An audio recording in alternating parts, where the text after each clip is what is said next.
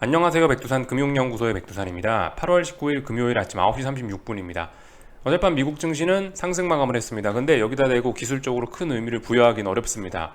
오늘 밤에 미국 증시가 만약 상승을 한다라고 한다면은 어젯밤에 저 미국장의 마감은 상승을 위한 하방 경직성을 확인한 것이었군요 라고 해석이 되는 거고, 오늘 밤에 하락 마감을 해버리면 어젯밤에 이 상승 같은 경우는 어딘가에 저항을 확인했습니다 라고 해석이 될 수가 있겠죠. 하루 지나고 나서 오늘 밤에 어떤 결과가 나오느냐에 따라서 그거 보고 어젯밤에 이 움직임들이 설명이 될 수가 있다고요. 그제서야. 지금까지는 그냥 특별한 의미가 없다라고 보는 게 맞을 것 같아요. 그래서 뭐 차라리 이 방향성을 모색하고 있다, 이 정도로 이야기하는 게 더 맞을 수도 있겠습니다. 미국 증시가 8월 17일 날 일단 뭐 영국 CPI가 어쩌고 저쩌고 뭐 FOMC 의사록 공개가 어쩌고 저쩌고 하면서 일단 급락했잖아요. 하루 급락하고 나서 일단 옆으로 기어간 거죠. 옆으로 기어가면서 방향성을 모색하고 있다. 일단 이 정도로 보는 게 가장 적합할 수 있다고요. 이 정도로 기술적인 이야기를 하면 될 것 같고요. 그래서 S&P 같은 경우는 뭐 4280이라는 자리에 대한 뭐 어떤 그런 자리에 대한 지지력을 테스트를 한 거고요. 나스닥 같은 경우는 이제 뭐 그런 중요한 지지선을 테스트하진 않았습니다. 그까지 내려오지도 않았는데, 아무튼 이 8월 17일 날 하락에 대한 거를 어떻게 소화를 할지 지금 이제 고민을 하고 있는 이런 모습들이에요.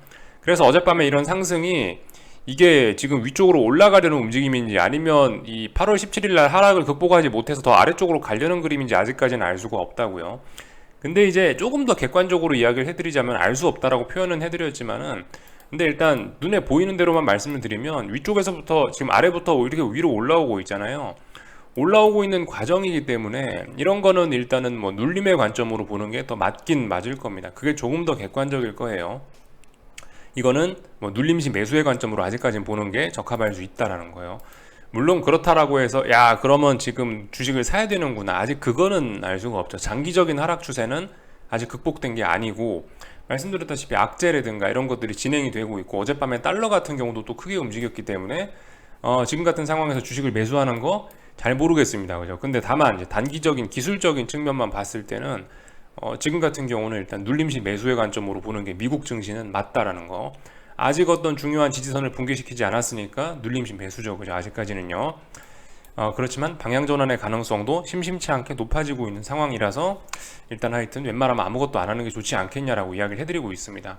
여전히 애매한 자리예요. 애매한 자리. 그러니까 주식을 매수하기도 좀 두 달간 올랐기도 하고, 그렇다고 여기서 하방 포지션을 진입하자니 눈에 띄는 매도세가 보이지도 않고, 그러니까 좀 애매한 상황이라고요. 그래서 기술적으로는 뭐 딱히 드릴 이야기는 없고, 굳이 여기서 이제 뭐 변동성 지수나 이런 거를 뭐 살펴보자면은 당연히 어젯밤에 저런 차분한 움직임은 빅스를 죽이는데 일조를 했을 겁니다. 그죠? 빅스가 아래쪽으로 내려가는데 일조를 했을 거라고요. 그래서 아직 중요한 지지선을 붕괴시킨 건 아니지만 다시 한번 중요한 지지선까지 테스트를 하러 내려왔습니다. 그래서 오늘 밤 같은 경우는 뭐 일종의 변곡이 될 수도 있을 것 같긴 해요. 빅스가 만약에 오늘 밤에 여기서 이제 죽어 내려온다면은 좀 크게 빠질 수 있는 자리고, 뭐 만약에 이제 또 살아난다라고 하면 조금밖에 못 살아날 수 있는 자리이긴 합니다만, 지금 이미 6거래일 7거래일째 여기서 버티고 있기 때문에 여기서 조그마한 양봉이라도 나오고 상승을 한다라는 것은 이 방향 전환으로서의 의미가 좀 커질 수 있기 때문에, 하여튼 오늘 밤 같은 경우 빅스의 입장에서 상당히 좀 중요한 자리가 될 수가 있겠습니다. 그래서 UVXY 같은 경우는 어젯밤에 당연히 그래서 그 아래쪽으로 지지선을 붕괴시키면서 무너져 내리고 있지만은, 그죠? 무너져 내리고 있지만 솔직히 빅스가 6거래일째 저렇게 버티고 있으니까 뭐 하루 정도는 버틸 수 있지 않나 싶어요. 그러니까 8.9자리를 빨리 돌파한 척 하면, 오늘 밤에 바로 8.9를 돌파한 척 하기만 하면 괜찮다라는 이야기 정도만 드릴게요. 어제 하루 죽었지만 뭐 언더슈팅일 수도 있다, 뭐 그러니까 오늘 밤까지 보고 뭐 결정하면 좋겠다라는 이야기고요. 오늘 밤에도 이거 8.9 회복하지 못하면은 갖다 버려야 돼요. 이거 희망이 없어지는 겁니다. 이거 이 변동성 관련된 상품들은 이거 손절을 진짜 칼같이 하셔야지. 이거는 이건 잘못하시면 이건 큰일 날 수 있습니다. 이건 정말 위험한 상품이니까 여러분들께 상품을 이걸 절대 추천드리는 게 아니에요. 이건 고수의 영역입니다. 이거는 요까지만 이야기해드리면 미국 증시에 관련된 거는 다 본 것 같고요. 어젯밤에 이제 다른 것들 살펴봐야겠죠. 이슈 같은 것들요. 뭐 특별한 재료는 없었습니다. 뭐 긴축 속도 주식 속의 소폭 상승이라고 하고 있으니까 특별한 이슈 없었던 거고, 어젯밤에 이제 뭐 중요한 사람들 나와서 립 서비스 해준 거, 연준 사람들 나와서 립 서비스 해준 거하고 경기 그 각종 경제 지표들 나온 거, 이런 것들 좀 살펴보면 될 거예요. 일단은 사실 경기 선행 지수가 지금 이제 타이틀로 나오긴 했는데, 전 사실 개인적으로 경기 선행 지수를 그렇게 중요한 경제 지표로서 생각하지는 않습니다. 경기 선행 지표의 움직임이나 주가 지수의 움직임이나 거의 똑같아요. 그래서 사실 그리고 현실적으로 말이 안 되잖아요. 경기 선행 지표라는 게 앞으로의 미래의 일을 반영하는 그런 지표라는 의미 아니에요. 그러니까 미래를 볼 수 있는 지표라는 의미 아니에요. 경기 선행 지표라는 게. 근데 세상에 사람의 능력이 미래를 볼 수가 있나요? 미래 못 보죠. 경기 선행 지수라는 거 저는 그렇게 큰 의미가 없다라고 보고 있습니다. 이거 주가 지수하고 움직임이 비슷하다. 코스피, 코스닥, 뭐 미국 S&P, 나스닥 이런 지수하고 주가 지수들하고 굉장히 비슷하게 움직이거든요. 물론 그거는 경기 선행 지수를 구성하는데 주가 지표가 하나의 그 요인으로 들어가기 때문에 그렇기도 한 건데, 아무튼 그래서 별로 중요하게 보지는 않습니다. 그렇지만 뭐 한 번쯤 살펴만 보자고요. 이 OECD 들어가시면은 이렇게 여러분들이 데이터를 직접 보실 수가 있습니다. OECD에서 산정하는 지표가 경기 선행 지표이기 때문에 여기서 보실 수가 있고, 전반적으로 OECD 토탈 해보시면 슬슬슬 꺾여 내려가고 있습니다. 그러니까 이거 종합주가지수 뭐 그런 코스피 지수하고 비슷하게 움직인다라고 생각하시면 돼요. 전 세계가 다 같이 꺾이고 있습니다. 이게 경기 침체 우려를 반영하는 것이겠죠. 조금 더 자세한 내용도 볼 수 있는데요. OECD.stat이라는 데 들어오시면은 다 이렇게 나라별로 쭉 보실 수가 있는데, 이렇게 최근 값들을 이렇게 조금 살펴보시면은, 여기 최근 값들을 좀 살펴보시면은 대부분 다 이제 100 이하로 내려왔습니다. 100이 기준이겠죠. 100이 0이라는 소리고, 100 아래로 와 있으면 뭔가 좀 안 좋다라는 이야기겠고, 100 위에 와 있으면 그래도 좀 괜찮다라는 이야기가 될 수 있겠죠. 근데 전반적으로 지금 보시면 여기 뭐 100 위로 올라와 있는 나라들이 잘 없습니다. 100 위로 올라와 있는 나라들이 뭐 호주, 오스트리아네요. 오스트리아. 예. 호주가 아니고요. 유럽에 있는 스위스 옆에 붙어 있는 오스트리아 100 위로 넘어가 있고요. 100 위로 넘어간 나라가 뭐 아일랜드, 뭐 이스라엘, 일본, 멕시코 이 정도 나라, 노르웨이, 포르투갈, 슬로베니아 이런 나라들 정도가 100 위로 올라와 있네요. 나머지는 인도도 딱 100이네요. 예, 지금 보시면 사우스 아프리카까지 해서 남아프리카 공화국까지 해서 101 정도인데, 이 100 위로 올라와 있는 나라들 중에서 제일 그나마 좀 덩치 있고 의미 있는 나라는 일본밖에 없는 거죠. 그러니까 저걸 보면서도 약간 이런 생각이 들긴 들어요. 일본 증시가 최근에 엄청나게 강한데, 일본 증시가 그럭저럭 잘 나가고 있구나라는 생각이 좀 들긴 듭니다. 하여튼간 뭐 일본을 제외하고는 대부분 좀 덩치 있는 나라들, 뭐 예를 들면 미국 같은, 뭐 미국이나 프랑스나 영국이나 뭐 이런 선진국들 중에서 제대로 100 위로 이렇게 나와 있는 데가 없다. 전반적으로 좀 다들 어렵구나라는 거를 생각해 보실 수가 있겠어요.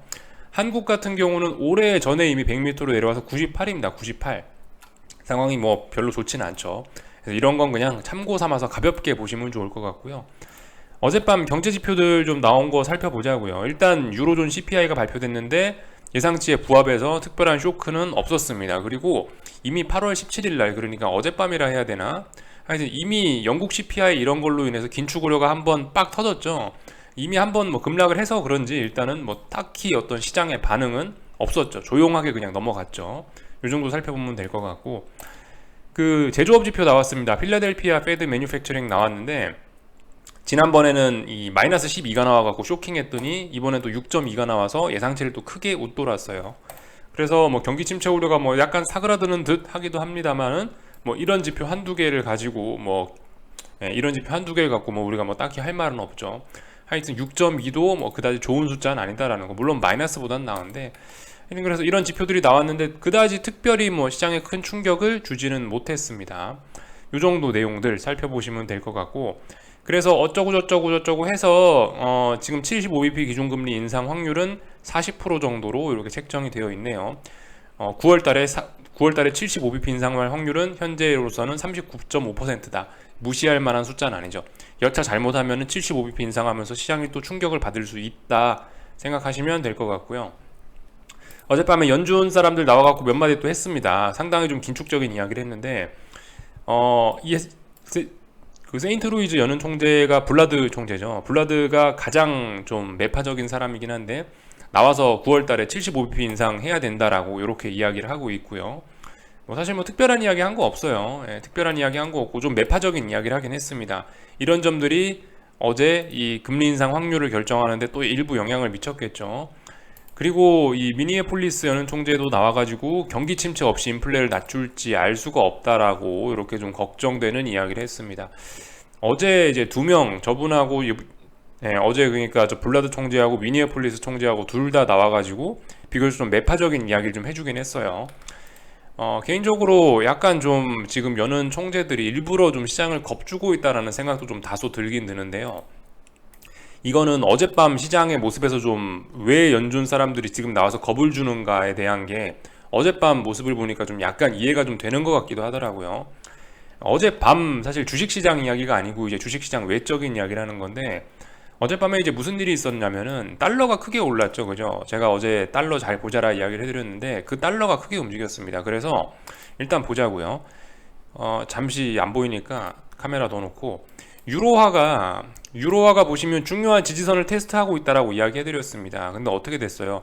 중요한 지지선을 장대음봉으로 붕괴시켰죠. 방향성 나온 거예요. 이제 방향성이 아래쪽으로 결정이 된 겁니다. 그리고 지금 상황은 여기 전저점 자리가 있기 때문에 유로화 같은 경우는 요렇게 해서 쌍바닥을 만들 수 있지 않겠냐 싶긴 한데 이 쌍바닥도 이 어디서 바닥이 만들어지냐가 중요하죠. 예를 들어 여기 저점 만들어졌다 그러면 최소한 뭐 여기 정도에서 다음 저점이 만들어지거나 해서 저점이 요렇게 높아지는 모습이 많이 보여야 되는데 근데 지금 보시면 저점이 어디 있냐고요. 지금 벌써 여기까지 내려왔죠. 벌써 전저점까지 거의 다 내려왔어요. 이런 상황이면 이거는 매수세가 강하다고 볼 수가 없는 거죠. 매수세가 약하다고 볼 수가 있는 거죠. 그러니까 어떻게 되겠어요? 앞으로 이거 유로화 1.0 찍고 지금 유로하고 달러가 페리티 됐었는데 7월 14일 날 근데 결과적으로 페리티한 것보다 더 붕괴되겠다는 이야기로 봐야 되겠 더 아래로 가겠다라는 이야기로 해석할 수가 있겠습니다. 물론 아직까지 이게 길고 짧은 건 대봐야 돼요. 아직까지는 모르는 겁니다. 이게 실제로 1.0을 붕괴시키고 더 아래로 갈지는 가능성, 이 확률의 영역이기 때문에 알 수가 없는 거지만 100%는 아니기 때문에 알 수는 없는 건데 근데 어젯밤에 지난 한 달간 지켰던 중요한 지지선을 붕괴시켰고 그러면서 전저점 부근까지 내려왔다라는 건 여기 이 자리를 지지할 생각이 별로 없다라는 걸로 일단 해석이 된다라는 이야기 이렇게 좀 드리고 싶습니다. 그래서 어젯밤에 하여튼 이 달러가 많이 올랐다라는 거 유로화를 통해서 좀 보여드렸고 달러 인덱스도 좀 같이 볼게요. 달러 인덱스 같은 경우 중요한 저항이 어디였습니까? 제가 말씀드린 자리가 106.7 정도 되는 자리였잖아요. 106.7. 근데 106.7을 어젯밤에 훌쩍 돌파한 차겠네요. 그죠? 106.7을 이제 지지선으로 삼고 장대항봉이 뽑아져 나왔습니다. 그러면서 장대항봉이 어디까지 갔나요? 여기 있는 이 저항까지 돌파한 차겠죠. 이거 위쪽으로 더 가겠다라는 의미예요.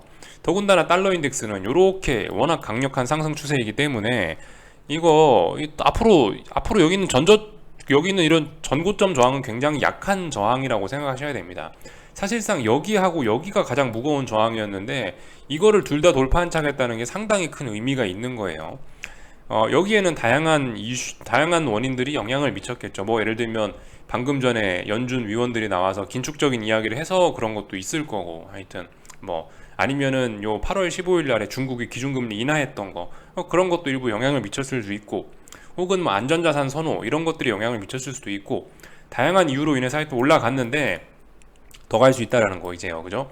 본격적인 달러의 조정은 끝났다라고 일단 보는 게 맞을 겁니다. 다만 어제 급등을 했으니까 조금 단기적으로는 좀 쉬어갈지도 모르겠습니다. 그렇지만 일단 더 갈 수 있다라고 보는 게 합리적일 거라고요. 그러니까 달러화하고 유로화 살펴봤어요. 어젯밤에 달러 강세가 강하게 나왔다라는 거. 그리고 이 달러가 조정을 보이는 사이에 증시가 두 달간 반등을 이렇게 한 거잖아요. 다시 달러가 올라간다라고 시작하면 주식시장의 반등도 끝장날 수가 있겠죠. 이런 점도 생각해 봐야 돼요. 아직까지는 달러가 이 정도 오른다라고 해서 당장 주식시장에 충격을 주는 건 아닐 수 있기 때문에 아직까지는 뭐 주식시장이 강할 수 있다라고 인정을 하는데 계속 올라가면은 증시도 분명히 부담이 될 겁니다. 특정한 자리들을 돌파한 척하고 다시 페리티가 어쩌고 저쩌고 유로와 달러와 이런 거가 페리티가 어쩌고 저쩌고 이런 이야기가 나오면 그 뒤부터는 이제 증시의 반응도 상당히 좀 냉담해질 수밖에 없을 거예요. 아직까진 괜찮은데. 근데 아무튼 분명 의미는 있습니다. 어젯밤에 중요한 지지선이나 저항들을 다 어떻게 했다는 거, 새로운 레벨로 올라갔다는 게 의미가 있습니다. 그래서 유로화하고 달러를 봤는데 조금 전에 이제 하던 이야기로 좀 넘어가자면은 왜 연준 위원들이 저렇게 좀 공격적인 이야기를 하냐, 왜 자꾸 시장을 겁을 주려고 하냐, 이런 것 때문이 좀 있는 것 같아요. 어젯밤 같은 경우 말씀드렸다시피 달러 강세가 나왔단 말입니다. 그죠? 달러가 강했는데도 불구하고 국제유가가 올랐어요. 달러가 강했는데도 불구하고 구리값이 올랐어요. 여기 보시면요. 구리값이 어제 1.3% 올랐고 국제유가는 어제 2.7% 올랐어요. 그리고 이 천연가스 같은 경우도 좀 심각합니다.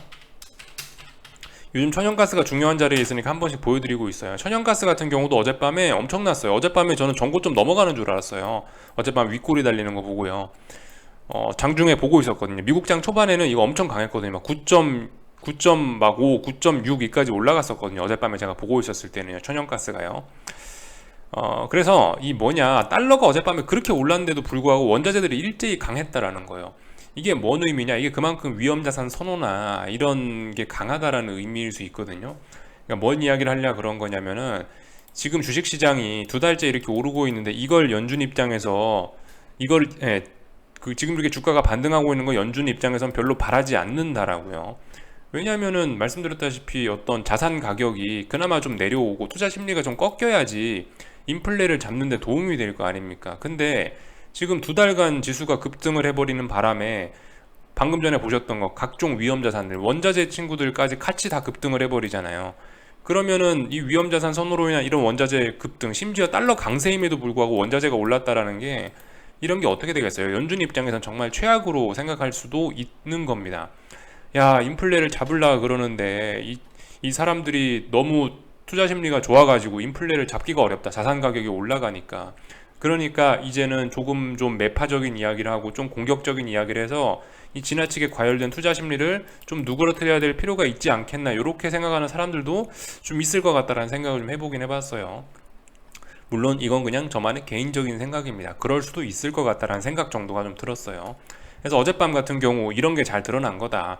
이 투자 심리가 뜨거웠던 게 인플레를 잡는 데 도움이 안 된다라는 거. 연준이 그런 걸 걱정하고 있는데 어젯밤 연준이 걱정하던 그런 모습들이 정확하게 나왔다라는 거죠. 달러가 강한데도 불구하고 원자재들이 강세를 보였다라는 거. 인플레에 도움이 안 되겠죠. 그죠? 인플레 잡는 데에요.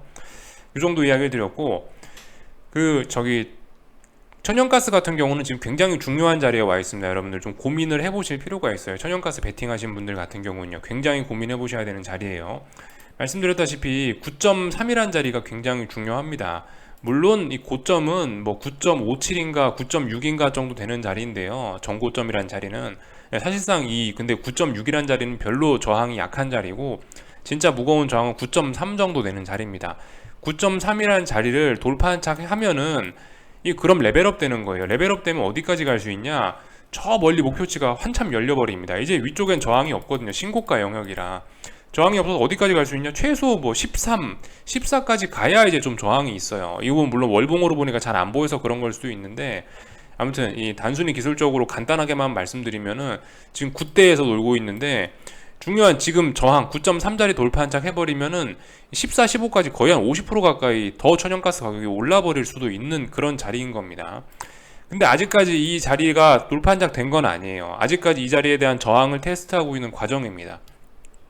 이런 부분 좀 잘 봐야 될 거예요. 천연가스 가격이 여기서 9.3 자리를 뚫고 돌파한 착 해버리면은 어떻게 되겠어요? 지금 여름이잖아요. 심지어 이 천연가스 같은 경우는 주로 이제 난방용 수요, 뭐 냉방용 수요 이런 거에 많이 쓰인단 말입니다. 난방용 수요가 아무래도 가장 많겠죠. 천연가스를 쓰는 데 있어서 겨울에 수요가 많을 거 아니에요. 근데 지금 이 비시즌이잖아요. 비시즌, 쉽게 말해 여름인데, 여름임에도 불구하고 지금 이렇게 강하다라는 게, 여름에도 불구하고 만약 이게 이렇게 강하고 이게 심지어 고점을 뚫고 날아가 버리면은 진짜 유로존의 인플레 문제는, 이거는 뭐 영국 CPI 10 넘게 나왔죠. 근데 10이 아니고 이거는 뭐 15, 20도 갈 수 있는, 뭐 물론 15, 20까지는 못 가겠지만 어쨌든 이 10 이상 훨씬 인플레가 심각하게 변할 수 있는 그런 요인이 될 수도 있다라고 생각하셔야 되겠습니다. 뭐 미국엔 괜찮을지 몰라요. 근데 유로존의 이런 가스 가격의 상승이 좀 크게 발목을 잡을 거라는 생각이 들거든요. 그래서 이런 부분들 좀 잘 보셔야 되겠어요. 아직까진 9.3을 넘어간 게 아니기 때문에 여기서 하방 포지션을 포기할 필요는 없을 것 같습니다만, 지금 굉장히 어쨌든 중요한 자리에 싸우고 있기 때문에 잘 보실 필요가 있다라는 거. 굉장히 큰 기회일 수도 있고 굉장히 큰 위기일 수도 있고, 아무튼 지금 그런 자리에서 오랫동안 이 지지와 저항을 테스트하고 있습니다. 어떻게 될지 저도 잘 모르겠어요. 저 개인적인 생각으로는 이미 천연가스 가격이 전쟁 등등 너무 많은 호재를 반영해서 너무 많이 올랐다라는 생각이고요. 보통 이쯤 했으면 이제 한번 죽을 때가 됐다라는 생각은 그냥 제가 막연하게 갖고 있는데 9.3이라는 자리를 돌파한 척 하면은 그런 생각은 갖다 버리고 더 급등할 수 있다라는 쪽으로 생각을 바꾸겠습니다. 일단 아직까지는 아래쪽으로 죽는다라는 생각을 갖고 있어요. 9.3 못 넘었기 때문에요. 지금 굉장히 중요한 자리임에 굉장히 중요한 자리임에 틀림이 없습니다. 하여튼 지금 전 세계 자산들이 일제히 다들 중요한 자리에 와서 방향성을 테스트하고 있는 이런 과정이기 때문에 지금 2022년 8월 달이라는 이 시점이 어떤 금융시장의 변곡 부근임은 틀림이 없는 것 같아요. 아직 명확하게 방향성이 다들 결정되지는 않았지만 중요한 자리에 와 있다라는 거 정도 생각하시면 될 것 같고, 어젯밤에 뭐 금리는 딱히 안 볼게요. 뭐 금리 같은 경우는 다들 그냥 뭐 특별한 이슈 없이 그냥 조용히 움직인 것 같아서 금리는 안 보고, 하여튼 어젯밤에 중요했던 거는 달러가 크게 올랐다, 달러가 새로운 시대를 열은 것 같다, 달러의 조정은 끝났다, 이 정도로 보면 될 것 같고요. 일단 달러가 조정이 나오면서 원달러 환율이 전고점까지 바싹 다가섰습니다. 이 환율 차트로 봤을 때는 사실상 이제 원달러 환율은 다시 랠리를 시작한다라고 보는 게 맞아요. 여기 있는 이런 고점 부근엔 사실 그다지 매물대가 없다고 보는 게 맞거든요. 그래서 이 차트를 기준으로 하면은 원달러 환율은 본격적인 랠리를 시작한 겁니다. 이번 랠리에 이번에 원달러 환율이 강세로 꺾일 수도 있었던 위기가 요 날이었죠. 8월 10일 날이 중요한 날이었는데 8월 10일 날, 11일 날 이때 하방 경직성 만들어내면서 1,300원 지키니까 급등을 하고 있습니다. 가야 될 때 정확하게 잘 가고 있는 모습이고, 위쪽에 저항이 없기 때문에 탄력적으로 급등하는 모습들이 보이고 있습니다. 그래서 저항이 잘 없다고요. 이제 신고가 영역이니까 저항 찾기가 어렵고, 주봉 정도나 켜야 이제 좀 어떤 저항이 보이는데, 말씀드렸다시피 한 1330원, 대략 한 여기 보시면은 주봉입니다. 1330원 정도 되는 자리에 1340원 정도 되는 자리에 어떤 저항이 하나 있는 거고, 1400원 자리에 하나 어떤 저항이 있는 거고, 또 그리고 뭐 1480원, 뭐 1540원 이런 식으로 저항이 많이 없어요. 왜냐하면 신고가 영역이고 이때 당시는 급등락을 반복했던 그런 구간이기 때문에 이제 원달러 환율의 변동성은 더욱 확대가 될 수 있는 것이고, 방향성 논의는 끝났죠. 방향성을 모색하는 그런 구간은 끝난 겁니다. 원달러 환율 결과적으로 여기서부터 이렇게 많이 올라와 가지고 기간 조정 요만큼 거친 거예요. 기간 조정 요만큼 거치고 나서 지금 또 올라가는 거니까 방향성은 이미 정해졌다라고 보시면 되겠습니다. 그리고 이제부터는 탄력적으로 올라갈 수 있다고요. 탄력적으로 올라간다라고 하면 한국 증시가 부담이 될 수밖에 없을 거예요. 특히 대형주들요. 그러니까 한국 증시의 움직임을 결정하는 두 가지 축이 뭡니까? 하나는 반도체 지수하고 하나는 환율 아니에요. 환율이 일단 근데 변동성을 확대하면서 올라가기로 마음먹은 이상 한국 증시 쉽지는 않을 겁니다. 그죠? 하여튼 달러가 어젯밤에 방향을 결정했다라는 게 굉장히 큰 의미가 있는 것 같습니다. 이 정도 이야기를 하면 될 것 같고, 반도체 지수들 같은 경우는 여전히 저항권에 와 있습니다. 말씀드렸다시피 여기 일단 당장 눈앞에 있는 전고점 자리가 어떤 저항 자리죠. 그죠? 물론 그리고 여기를 돌파한 척 해도 여기 위에도 저항이 많이 있다라는 거. 그래서 지금 매물대에 부딪혀서 답답한 모습이다라는 이야기를 해드렸고요. 지금 이런 과정이 이렇게 둥구스름한 천정 혹은 뭐 이렇게 다중 천장형을 만들기 위한 그런 과정일 수도 있는 거예요. 혹은 이 위쪽에 있는 매물을 소화하는 그런 과정일 수도 있는 거고요. 아직까지는 알 수 없습니다. 다만 저항권에 부딪혔기 때문에 지금 이 주변에서 좀 주춤주춤하고 있는 모습들이 나타나고 있다 정도만 살펴보시면 되겠죠. 그래서 일단 이제 한국 증시로 좀 넘어오겠습니다. 한국 증시 같은 경우 삼성전자, 그죠? 무거운 저항 자리에 와 있다고요. 62,000원, 66,600원 중요한 어떤 박스권 매물대 안에 들어와서 버벅버벅 하고 있는 모습이고요. 삼성전자하고 LG에너지솔루션이 이렇게 버벅버벅 하면은 한국 증시는 안 봐도 안 좋겠죠. 그죠? 딱 봐도 안 좋을 거라는 걸 생각을 할 수가 있겠습니다. 2차 전지하고 반도체 둘 다 안 좋으면 그냥 죽수는 거죠. 그죠? 그래서 오늘 지금 뭘 하고 있냐, 코스피 같은 경우는 330에 대한 저항을 이거래일째 더 확인하고 있다고 보시면 됩니다. 말씀드렸다시피 330 못 넘으면 의미가 없어요. 330 못 넘으면 위쪽으로 가는 거 없어요. 그리고 지금 이런 식의 움직임은 330의 저항을 누적시키면서 차분하게 움직이고 있는 거기 때문에 하방 보시는 분들 입장에서 전혀 나쁠 게 없는 거죠. 그죠? 330 넘지 않는 이상은 반등시 매도 전략 이야기를 드렸는데 일단 그대로 해보시면 괜찮을 것 같고, 이 아침에 그렇다고 지금 당장 뭘 하라는 이야기는 아니고 장 막판쯤에 오늘 어떻게 됐나 확인하시고 나서 장 막판쯤에 한 숟가락 얹으시면 더 안전할 수가 있겠죠. 이 코스닥 150 같은 경우도 1190짜리가 어떤 저항이라 말씀드렸는데 그 자리에 대한 매물을 다시 한번 쌓고 있는, 저항을 또다시 쌓고 있는 이런 모습들 보이고 있습니다. 그래서 한국 증시는 이미 방향성이 전환됐다라고 일단 어젯밤에 이야기를 해드리긴 했는데, 일단 뭐 저의 생각대로 생각보다 이 시장이 막 고점을 확인하는 과정을 더 거치고 이런 모습이 일단 잘 보이지는 않네요. 생각보다 더 차분하게 한국 증시는 일단 아래쪽으로 가려는 듯한 모습입니다. 실제로 아래쪽으로 갈지 안 갈지 모르고, 다만 330 붕괴됐으니까, 코스닥이 1190을 붕괴시켰으니까 아래쪽으로 보는 게 맞겠죠. 원달러 환율 같은 경우는 그 아까 말씀드렸다시피 차트가 약간 달라요. 그거하고 이거하고 좀 다릅니다. 근데 이게 조금 더 아마 이걸로 보는 게 조금 더 합리적일 것 같아요. 하여튼 1130원이 중요한 저항이다 라는 거 아시면 되겠고요. 그래서 지금 볼린저 밴드를 2거래일째 지금 원달러 환율이 찢고 나오고 있으니까 변동성이 확대되고 있다, 강력한 매수세가 등장했다라고 보시면 되겠죠. 이런 점들이 한국 증시에 악영향을 미칠 거예요. 그래서 이 정도까지 살펴보면 얼추 다 본 것 같습니다. 여기까지 하겠습니다. 궁금한 거 리플 남겨주시고 오늘 저녁에 뵙도록 하겠습니다.